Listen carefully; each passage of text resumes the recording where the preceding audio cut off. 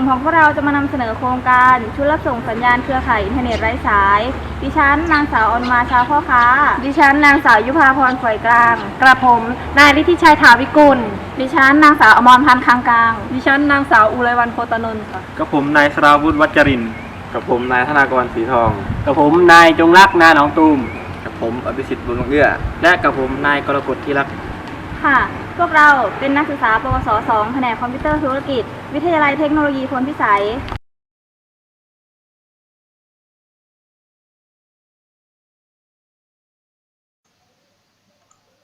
จะมาแนะนำอุปกรณ์ที่ใช้งานกันนะครับตัวที่ใช้งานคือ TP-Link CPE 210ครับในกล่องก็จะมีคู่มือการใช้งานสาย AC adapter สายเคเบิลไทป์ครับสายรัดและตัว CPE 210ครับด้านข้างจะเป็นไฟแสดงสถานะ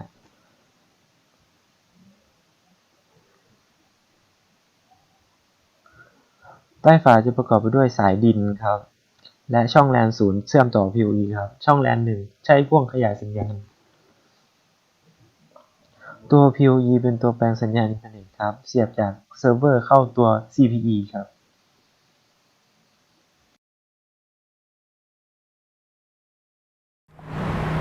ครับการทำงานของอุปกรณ์ส่งสัญญาณตัวเซิร์ฟเวอร์หลักได้ทำการส่งสัญญาณมายังตัว PoE เพื่อทำการแปลงสัญญาณ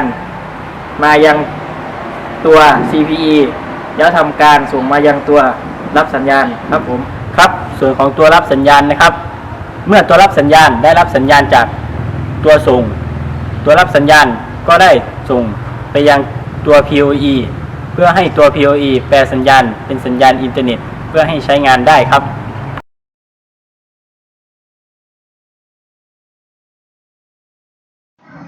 ตัวส่งสัญญาณเราได้ดึงสายอินเทอร์เน็ตมาจากตัวเซิร์ฟเวอร์หลักมายังตัว PoE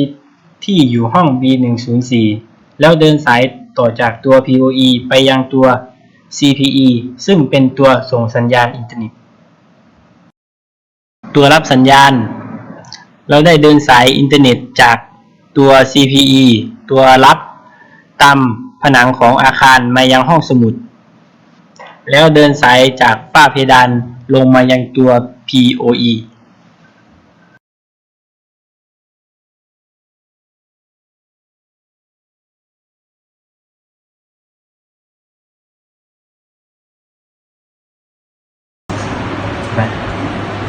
ครับในส่วนของการตั้งค่านะครับเราจะมาตั้งค่ากันเลยนะครับในส่วนของการตั้งค่านะครับอันดับแรกให้ทำการตั้งค่า IP โดยเข้าไปที่ Network and Sharing Center กดเข้าไปที่ Ethernet ครับแล้วกดไปที่ Property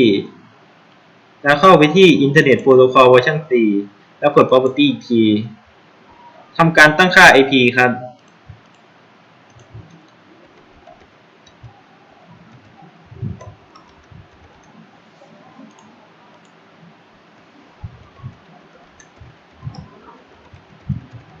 แล้วกดโอเค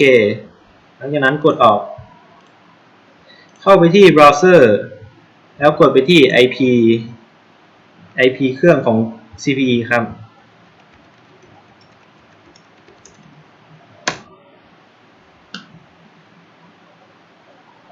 หลังจากนั้นทำการ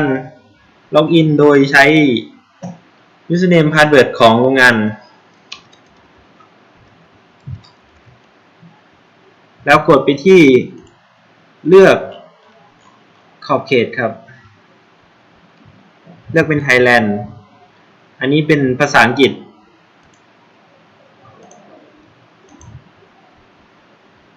แล้วทำการกดตกลงแล้วกดล็อกอินระบบจะทำการให้ตั้งค่าพาสเวิร์ดใหม่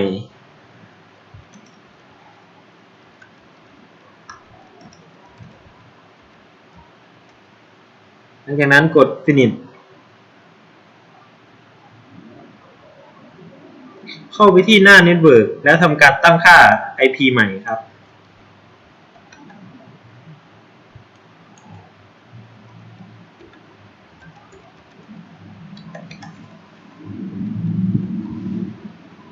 ทำการกด Apply หลังจากนั้นกดไปที่หน้า Wallet ครับแล้วทำการเปลี่ยนชื่อ Wallet ใหม่เป็นชื่อที่ตั้งไว้ทำการเปิดใช้รหัสผ่านโดยเข้าไปที่ Security Mode หลังจากนั้นตั้งค่า Password ครับ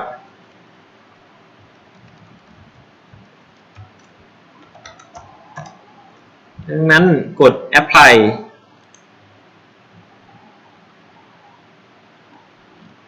ครับกด Save แล้วกด Logout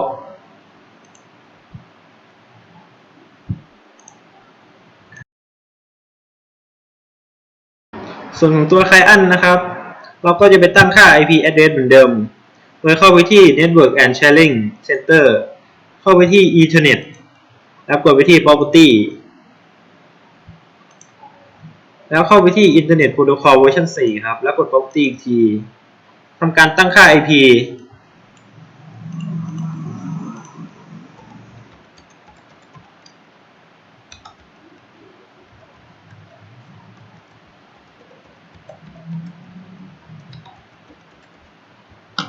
แล้วกดตกลงครับแล้วกดออกเข้าไปที่หน้าเบราว์เซอร์เข้าไปที่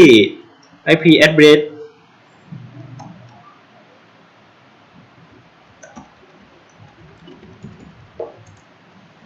แล้วกดตกลงแล้วเข้าหน้า Login เราก็ใส่ username password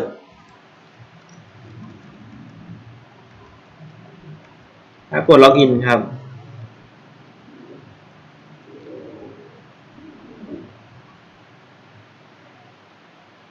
หลังจากนั้นเรากดไปที่ Operation Mode เลือกไว้ที่ฟังก์ชันที่ 2 คือ Client แล้วกด Yes รอสักครู่ครับหลังจากนั้นกดไปที่หน้า Network ตั้งค่า IP โดยไม่ซ้ำกับตัว Access Point ครับ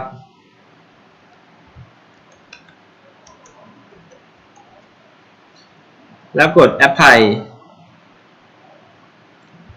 กดไปที่หน้า Wallet ครับแล้วกดไปที่ SSD of AP แล้วเรากด Swipe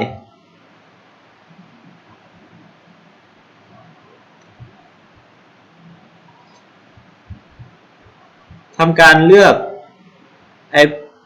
AP ที่เราตั้งค่าไว้ครับ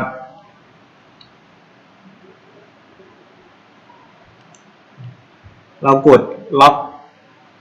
กด Connect ครับกดล็อก IP แล้วใส่ Password ที่เราตั้งค่าในตัว Access Point นะครับ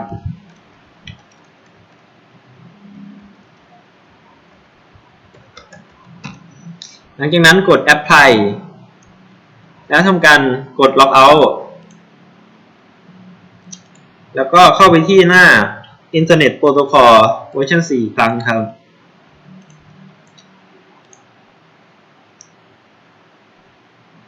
ทำการกด Property แล้วทำการเลือกเป็น Automatic ครับ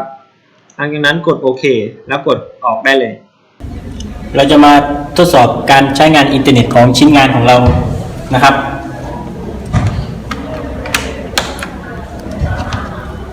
เราจะไปทดสอบสปีดอยู่ที่เทสสปีดนะครับเทสสปีด 3 BB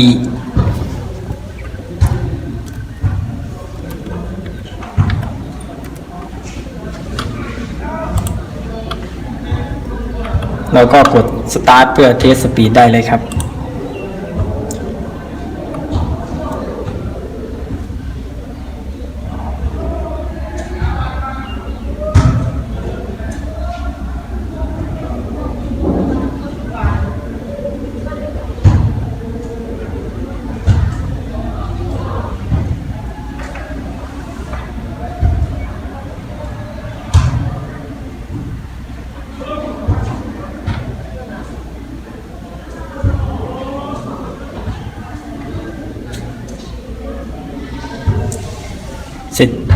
เสร็จแล้วครับการเทสสปีด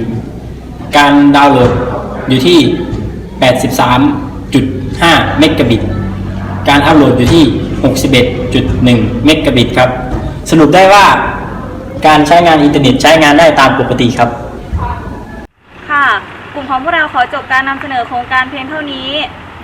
ขอบคุณค่ะ